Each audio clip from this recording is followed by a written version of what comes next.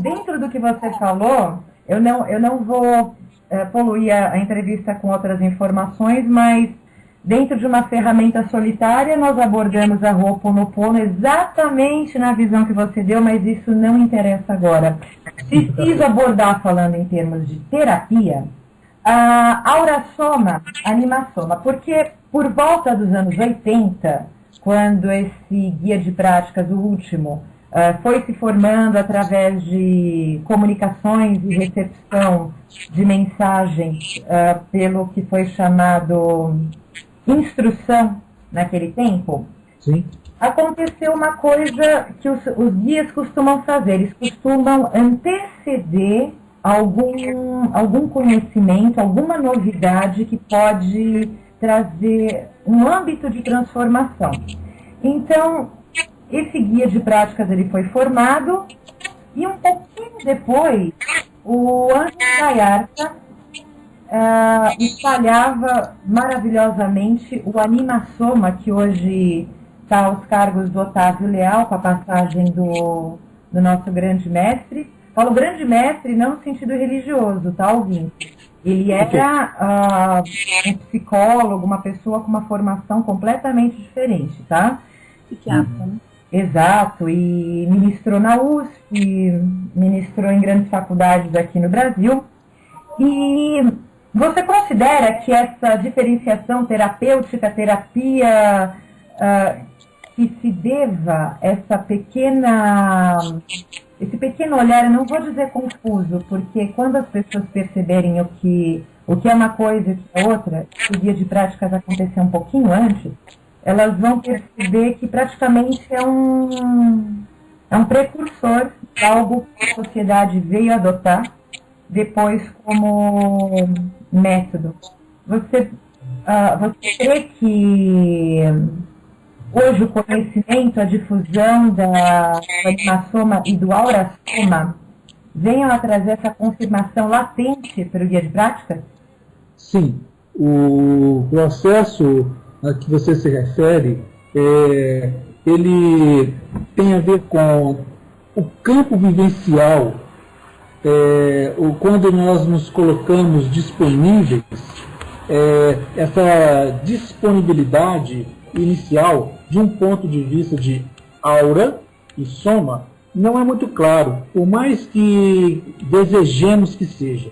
À medida da vivência desse trabalho, onde vamos adquirindo conhecimento e autoconhecimento, aí sim, ao longo da evolução, o processo consciencial, aliás, a palavra consciência é até perigosa, o processo de conhecimento vai fazer com que esse adelgaçamento entre este ego limitado e a ascensão a níveis experienciais mais elevados possa se efetivar. Desta forma, aí o nosso campo áurico, nossos processos internos vão se sutilizando, trafegando de níveis mais inferiores, portanto de sobrevivência, subsistência, procriativo, para níveis desejáveis pelos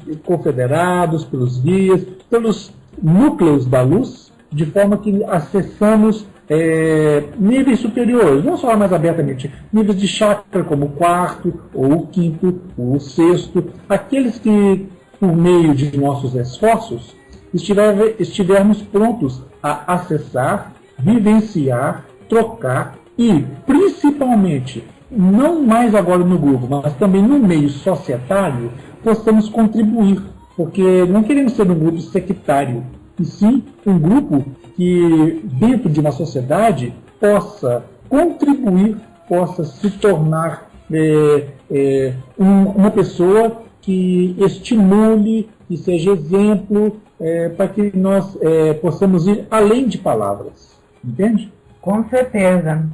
Rosana, Eu?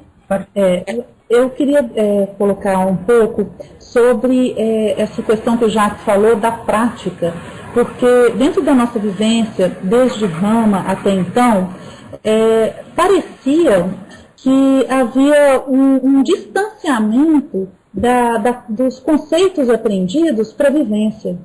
E isso ficando muito no mental, foram criando PhDs, né, em várias teorias fantásticas de como conviver, de como relacionar, de como amar. Mas o grupo é a nossa grande pérola para que a gente possa, num contrato onde o objetivo é comum, né, o contrato dessa alquimia, a gente possa ser o cenário, a gente possa ser a ferramenta para que nós todos possamos experimentar cada conceito que a gente aprende. Então, se vaidade, se orgulho, se egoísmo são conceitos que eu aprendo e que só o outro tem, de repente eu me vejo no grupo vivenciando esses conceitos. E aí o meu companheiro vai me mostrar, olha, vaidade é isso aí. Então sai do campo do conceito para o campo da prática. E aí a gente vai aprendendo sobre a nossa configuração. Porque muita vaidade, muita arrogância achar que eu sou diferente. Nós todos temos uma mesma configuração. A criatura humana tem uma mesma configuração e essa ficha precisa cair rápido para que a gente possa se ajudar e caminhar rumo a essa evolução. Né? Então, assim, a gente precisa realmente dar as mãos, né? E se dar a oportunidade para o outro e para mim mesmo, exercitar isso dentro do grupo. Então, uma coisa muito importante. Porque através dos tempos, a sociedade ela foi mudando rápida e drasticamente, desde que o projeto começou, desde que vocês começaram, e a acentuação dessa questão de vaidade, essas sociopatias, vamos colocar dessa maneira, o ter ficou mais importante do que ser, isso reflete de sobremaneira muito forte, né? Por isso que ser missão para nós neste momento está mais adequado. Entenda, não é certo nem errado, mais adequado do que projeto. Saímos de uma prancheta, de um projeto, para ir a campo. O campo é nossa vida, a forma como eu me relaciono. E isso é tremendamente terapêutico, porque eu posso ser aquela luz, de um ponto de vista bem humano, de forma que eu possa estar construindo. Isto seria missão, saindo então do aspecto teórico, conceitual, que nos engessa ou por medo faz com que eu tenha inúmeras dificuldades de ir à frente. Então, dentro desse tipo de terapeutização, se é que eu poderia usar esse termo, o que existe no nosso trabalho com a interface dos guias confederados é uma atuação de forma que nos grupos e até extragrupos continuemos com a transformação e não se torne algo confinado, engessado dentro de um grupo de trabalho e lá fora voltamos a ser apenas o CPF, o registro geral de uma pessoa mascarada na sociedade. Aí, essa forma de retirada de máscara, essa forma de transformação, realmente é assustador. Mas ela gera harmonia, paz, pois e isso faz com que eu me sinta co-participe da obra. E isso para nós tem sido cada vez mais, além de intelectível, cognoscente, algo que faz com que adentremos na prática neste anahata chakra, nesse chakra do amor. Aí, não mais o amor piegas, mas aquele que se relaciona com aquelas coisas mais difíceis que temos nos nossos testes do dia a dia, que são os relacionamentos. Sabendo antemão de como lidar com esse respeito, que é essa noção de limite. Porque na prática é que vamos aprender. Não adianta a teoria. A teoria, sim, ela é extremamente importante como forma de nos dar um poder, uma capacidade para irmos à frente. Mas a prática é importante. E quando você vai à prática, quando eu vou, quando nós vamos, as coisas que mais acontecem é errarmos. Porque é aquele momento em que as coisas ainda estão num campo só teórico.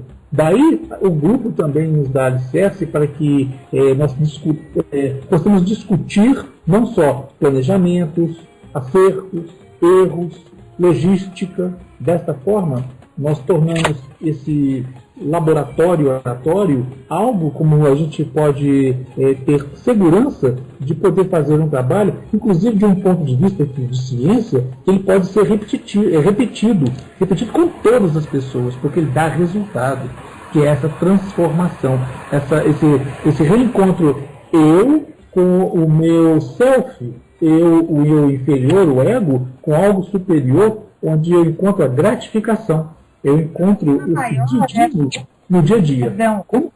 O problema maior é o desencontro dessa parte emocional com a gama de aprendizado, porque quando você entra na parte do sistema nervoso, você se desconcerta, né? E é terrível isso, né? Daí o caminho da evolução e a gente está atento a essa configuração, que a gente vai ter que se distanciar através do aprendizado, através do conhecimento, aprender a se distanciar dessa emoção, a usar a inteligência, né, e aí transformar as coisas, ter posse da realidade com consciência. É um aprendizado. E é muito importante, Rosana, porque a gente escuta muito na prática assim, nossa, fulano é da missão e faz isso. Então, nós estamos nessa trilha de evolução. Né? Então, todos nós estamos neste caminho de aperfeiçoamento. E aqui é o cenário para esse exercício. Então, esse exercício é praticado diariamente e humildemente nos damos as mãos para errarmos e fazermos diferente depois. Pois é, às vezes o conhecimento não é um atestado de idoneidade, né? Somos seres humanos falíveis, sente, dói, chora. O nosso objetivo com essa missão é chegar nesse infalível, né? Uma meta a ser alcançada, mas a trilha somos todos humanos que temos essa configuração. Graças a Deus. Rosana, um ponto também a adicionar é que na nossa prática do dia a dia, além de exercitar isso dentro do grupo, nós começamos a exercitar isso fora do grupo. E esse exercício fora do grupo nos propicia ser um exemplo para a sociedade, e ser exemplo para nós mesmos. Então nós vamos experimentar o que nós conversamos e discutimos. Em muitos momentos, teoricamente, no grupo, nós vamos experimentar nas nossas casas, nossos lares, nos nossos trabalhos, com as pessoas que nós convivemos, e com isso tentar errar menos, ser um ser humano melhor a cada dia. É ótimo.